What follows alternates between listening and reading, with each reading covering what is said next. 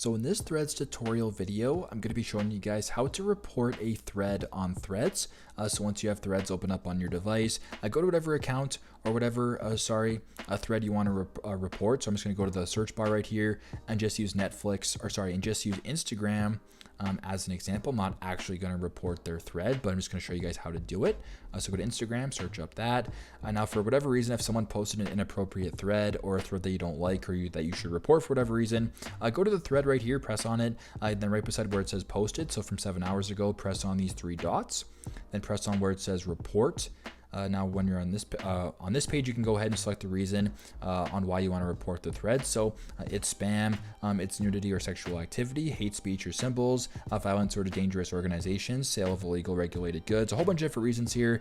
You can basically go down and report it. Once that is done, you have now successfully reported a thread on Threads. That is how you guys can do it. Thanks again for watching, and I hope this video helps.